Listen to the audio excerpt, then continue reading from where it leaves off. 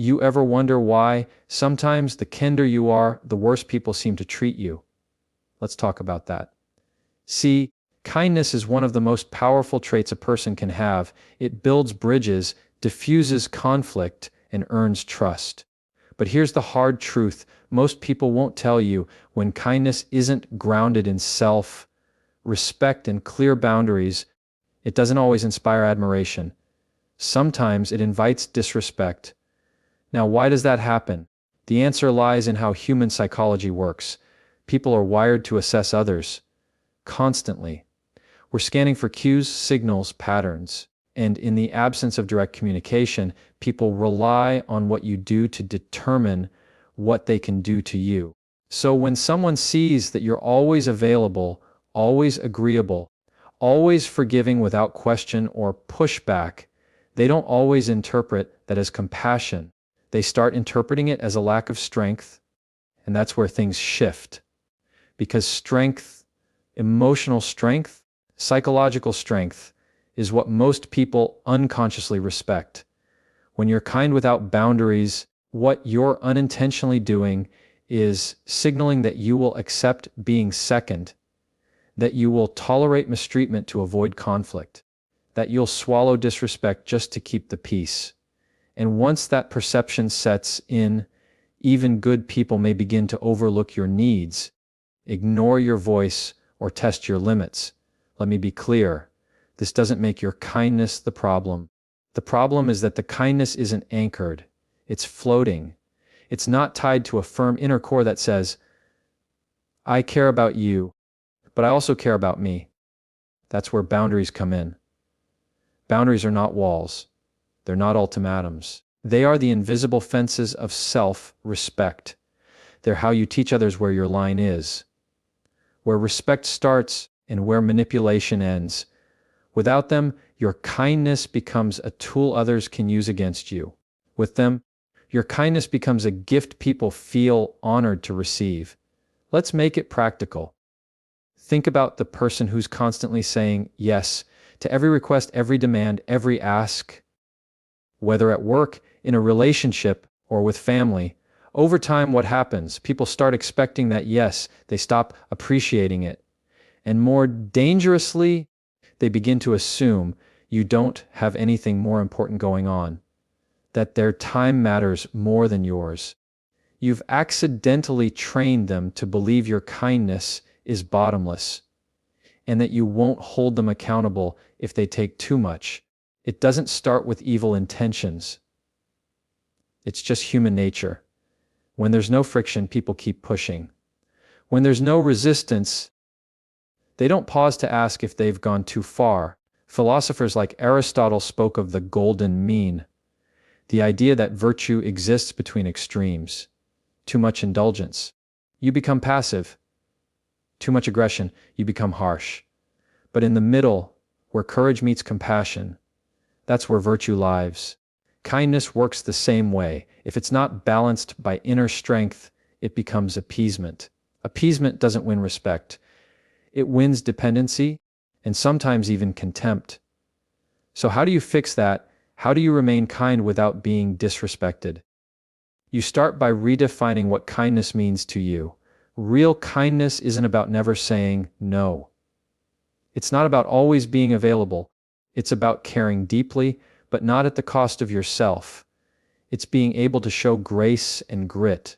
It's knowing when to offer help and when to step back so someone can learn to help themselves. It's listening with empathy, but speaking with conviction when your values are challenged. You stop apologizing for having standards.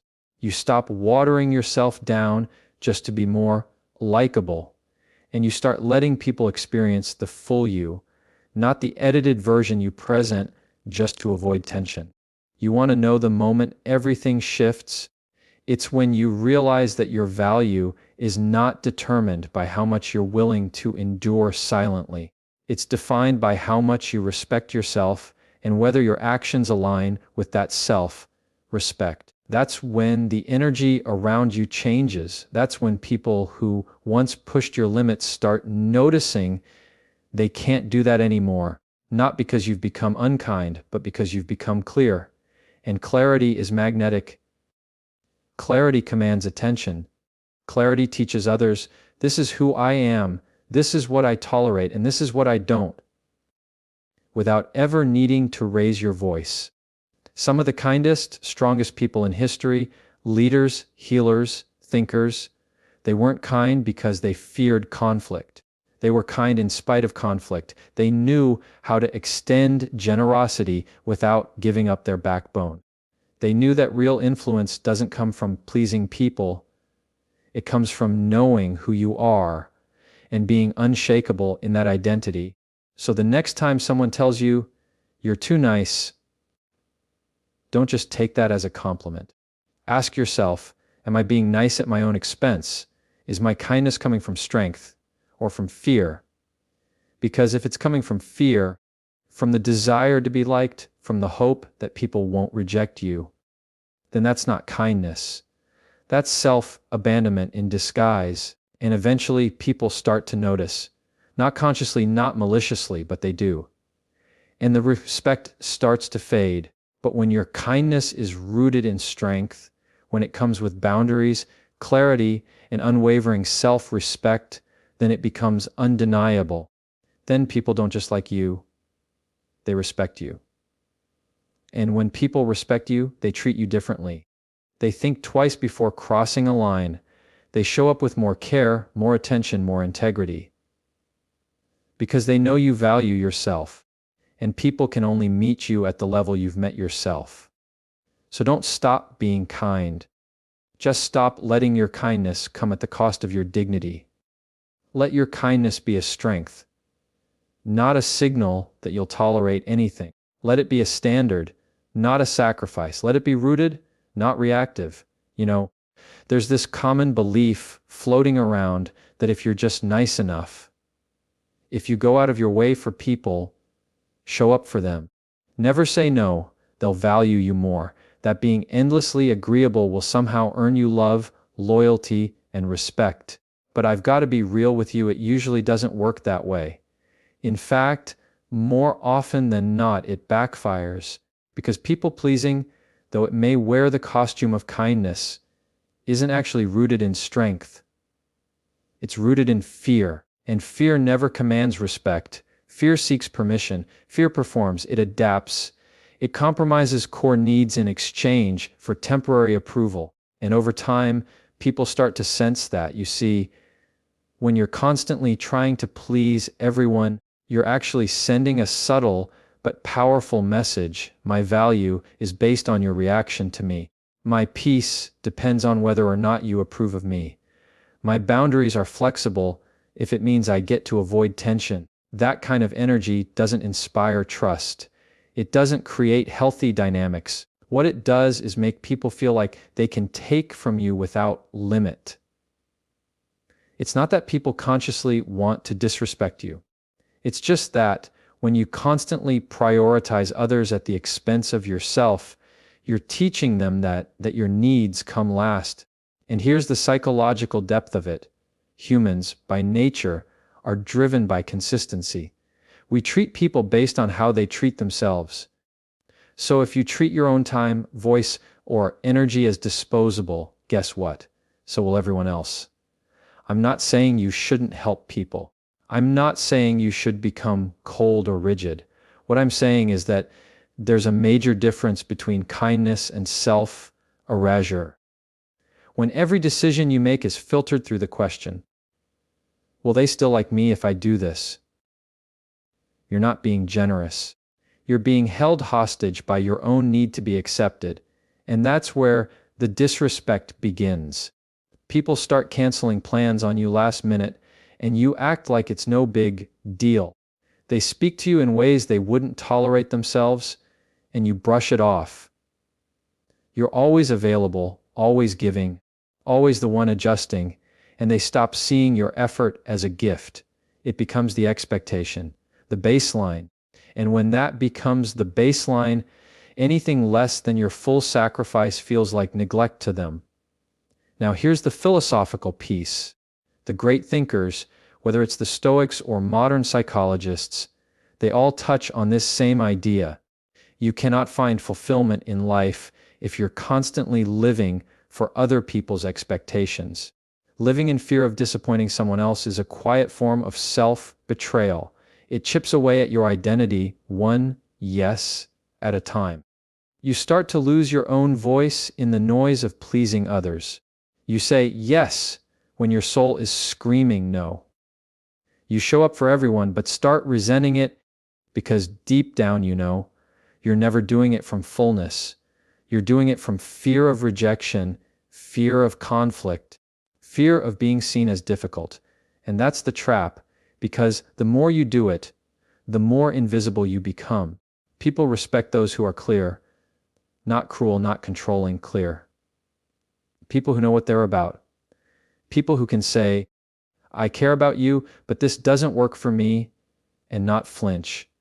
That level of self-possession, that calm inner boundary, it's magnetic. It's not loud. It's not defensive. It just is. And people instinctively lean in to respect it, even if they don't always like it. But when you're constantly contorting yourself to be palatable, you're erasing your own edge. You become smooth, unthreatening, agreeable, and unfortunately forgettable. Because the truth is, people remember strength, not dominance.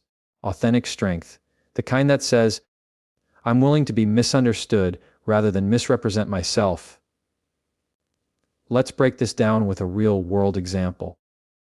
Think of a friend who's always there for everyone, always dropping what they're doing to help, but they never speak up when someone crosses the line. They never push back when they're disrespected. Over time, what happens? People start assuming they'll always be there, and the friend who's constantly giving starts feeling invisible, drained, resentful, not because people are inherently cruel, but because there were no boundaries to guide the relationship. And without boundaries, kindness becomes currency people feel entitled to. Now imagine that same friend starts shifting, still kind, still generous, but now they pause before saying yes. Now they voice when something doesn't feel right. Now they stop over-explaining their decisions. At first, there's pushback because people don't like losing easy access. But then something happens. The energy shifts. Respect enters the room. You can feel that shift in your own life too. But it starts with breaking the people-pleasing habit. And that's not easy, because people-pleasing often begins in childhood. It's a survival mechanism. You learn that love is conditional. That approval is earned through performance. That keeping others happy is the path to feeling safe. But what kept you safe then is now keeping you small. You've got to unlearn it. You've got to stop equating conflict with failure. You've got to stop apologizing for having needs. You've got to recognize that the people who truly matter, who are truly worth keeping, won't leave when you set boundaries. If they do, they were only connected to your compliance, not your character. The greatest act of self-respect is to show up as you are, not as who you think people want you to be. Because here's the bottom line: respect and approval don't always live in the same house. If your goal is to be respected, sometimes people won't approve of you. They might be disappointed. They might disagree.